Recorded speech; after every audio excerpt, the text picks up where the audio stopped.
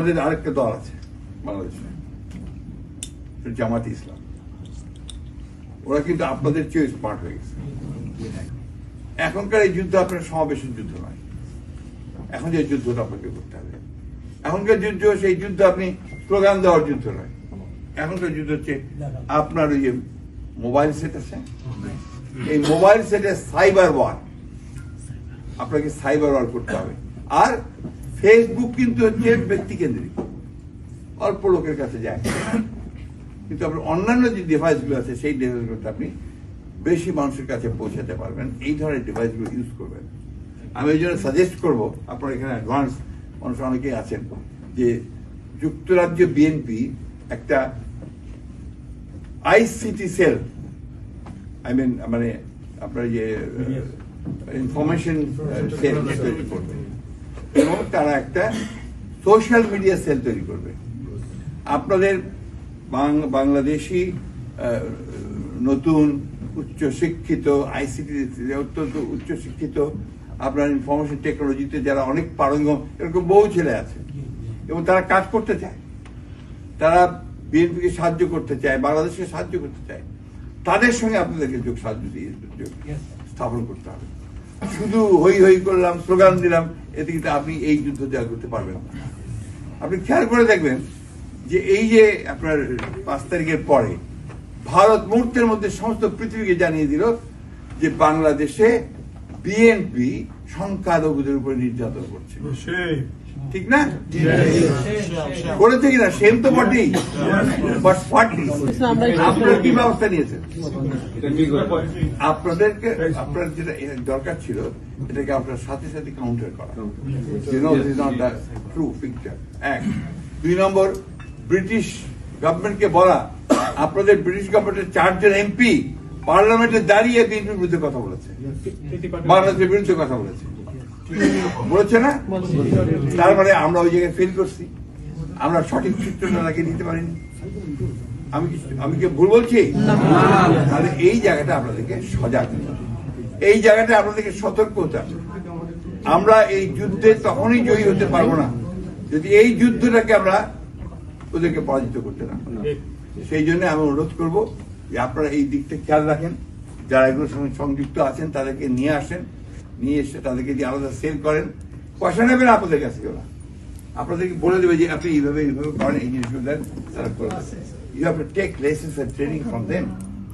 আমি তো খুব বেশি কিছু জানি না এটা সম্পর্কে, কিন্তু আমি জানার চেষ্টা করছি এই বয়সেও। এটা না করলে এখন যুদ্ধ জয় করা যাবে না, এটা বাস্তবতা। আপনি যতই চিৎকার করি, যতই বড় মিছিল করি, কোনটা কাজে দেবে না যদি আমি স্বপ্নে রাখি। নাহলে দেখেন ওই কয়েকজন মাত্র লোক ইসকনের, তারা একটা ঘটনা ঘটলো, আর গোটা মানে ভারত জুড়ে না, গোটা পৃথিবী জুড়ে তার বিরুদ্ধে কথা বলে ফেললো। ঠিক না? এই জিনিসটা বন্ধ করতে হবে, তাই না? নাম্বার 2 যেটা হচ্ছে যে আমরা গণতন্ত্রের জন্য সংগ্রাম করেছি, আমরা গণতন্ত্রের জন্য লড়াই করছি। এই বিষয়টা এদেরকে বোঝাতে হবে যে আমার যে লড়াইটা ছিল, লড়াইটা আছে, সেটা কিন্তু ডেমোক্রেসির জন্য। তুমি ডেমোক্রেসির মাদার বলে নিজেকে পরিচয় দাও, যে যুক্তরাজ্য হচ্ছে গণতন্ত্রের পাদপীঠ, এখান থেকে সেইটাকে হলে তুমি গণতন্ত্রকে সমর্থন করো। আমরা বাংলাদেশের মানুষেরা গণতন্ত্রের জন্য প্রাণ দিয়েছি, লড়াই করে আমাদের ছেলেরা রক্ত ঢেলে দিয়েছে। 5 বছরের শিশু থেকে শুরু করে আপনার 90 বছর বৃদ্ধা পর্যন্ত গুলি খেয়েছে, তাই না? তো সেই জায়গাগুলোকে ভালো করে বোঝাতে হবে। আপনারা খেয়াল করে দেখবেন, আমাদের আরেকটা দল আছে বাংলাদেশে, জামাতে ইসলাম। ওরা কিন্তু আপনাদের চেয়ে স্মার্ট হয়ে গেছে। আপনারা কি আমার সঙ্গে এগ্রি করেন? কেন তারা আমরা কেন স্মার্ট করেন? আমরা কেন ওদের সঙ্গে লড়াই করে পারছি? এই জায়গাটার কারণ হচ্ছে যে আমরা টেকনোলজিতে পিছিয়ে গেছি, আমরা ডিভাইসে পিছিয়ে গেছি, আমরা নলেজ বেসড দল তৈরি করতে পারিনি এখন পর্যন্ত। আমার দলকে তৈরি করতে নলেজ বেসড। আজকে দেখেন সিরিয়াতে বিপ্লব হয়ে গেল না? একই কারণ, সিরিয়াতে সোশ্যাল মিডিয়া দিয়ে বিপ্লব হয়েছে। এর আগে আপনার বসন্ত, আরব বসন্ত হয়ে গেল, সে আরব বসন্ত কিন্তু একইভাবে আপনার ওই সোশ্যাল মিডিয়া দিয়ে হয়েছিল। এবার বাংলাদেশে যেটা হয়েছে সেটাও কিন্তু এই সোশ্যাল মিডিয়া দিয়ে হয়েছে। ছাত্ররা তারা সবাই সোশ্যাল মিডিয়া ইউজ করেছে, এই কারণে লক্ষ লক্ষ মানুষ নেমে এসেছে। আমাকে ইউজ দেয়, ওইটাকে ব্যবহার করি আমরা। কারণ আপনি সেই প্রাগৈতিহাসিক যুগের যদি এই লোহার কুড়াল নিয়ে যুদ্ধ করতে যান, এখন কি যুদ্ধে পারবেন? এমনি গাদা বন্দুক নিয়ে যুদ্ধ করলে কি আপনার প্যালেস্টাইনে পাড়ায় যাচ্ছে? যাচ্ছে না। এখন হচ্ছে আপনার মিসাইলস, বিভিন্ন রকম আণবিক শক্তির যন্ত্রপাতি, সুপারসনিক, তাই না? এই জিনিসগুলো আমাদের মাথায় আনতে হবে ভাই। শুধু হইচই করে চিৎকার চাচাবাদি করলে হবে না।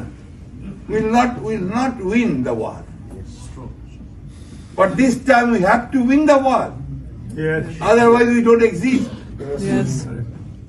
এই কথাটা মাথার মধ্যে আমাদের জানতে, বিশেষ ইয়াং জেনারেশনকে বলতে চাই। এই ইয়াং জেনারেশনের কাছে আমার অনেক অনেক প্রত্যাশা আমাদের। আমরা যখন বক্তৃতা করতাম আপনার বিভাগীয় সমাবেশ, জেলা সমাবেশ, একটা কথাই আমরা বলতাম যে যতগুলো পরিবর্তন হয়েছে সমস্ত পরিবর্তন হয়েছে কিন্তু আপনার তরুণদের দিয়ে। সেই ভাষা আন্দোলন থেকে শুরু করেন, সব সময় ছাত্র যুবকের এই আন্দোলন পরিবর্তন হয়েছে।